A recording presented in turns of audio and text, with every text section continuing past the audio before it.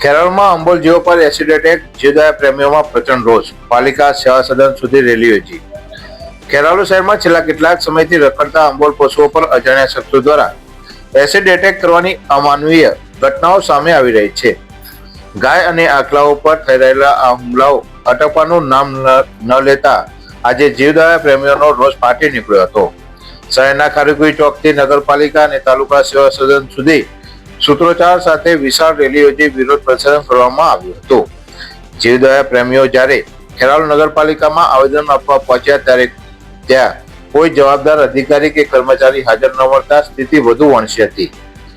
કામી chief ઓફિસરના અભાવે વહીવટ લથડ્યો હોવાનો આક્ષેપ સાથે પ્રદર્શનકારીઓએ પાલિકા કચેરી ખાતે જ બેસી જઈને ઉગ્ર વિરોધ નોંધાવ્યો હતો।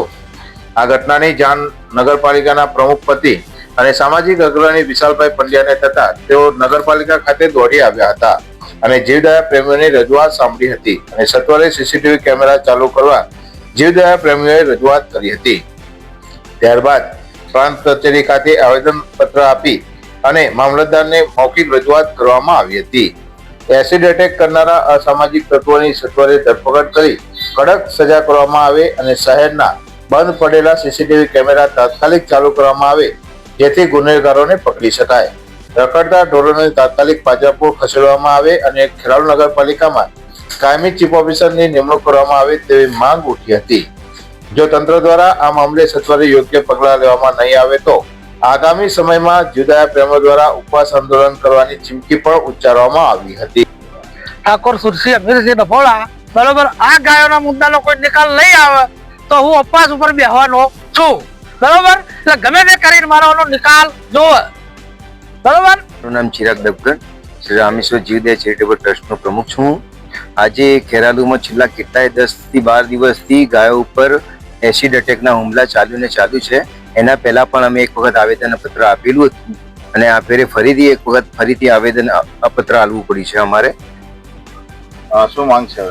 બસ ખેરાલુમાં જે રખડતી ગાયો છે એને તાત્કાલિક ધોરણે અહીંયાથી લઈને બીજી જગ્યાએ ખસેડવા, મીન્સ કે પાંજરાપોળના અંદર રવાના કરવામાં આવે, કારણ કે એના કારણે બીજી કોઈ વધારે ગાયો પર કોઈ આવું એસિડ એટેક થાય નહીં। અને બીજું કે ખેરાલુના અંદર નગરપાલિકાના કોઈ ચીફ ઓફિસર કે કોઈ અધિકારી કોઈ અત્યારે હાજર રહેતા નથી, એના કારણે અમારી કોઈ માંગ કોઈ સ્વીકારતું નથી। એના કારણે અત્યારે અમારી એવી જ માંગ છે કે ખેરાલુના નગરપાલિકાના અંદર ચીફ ઓફિસર કાયમી માટે હાજર રહે તેવી માંગ છે અમારી।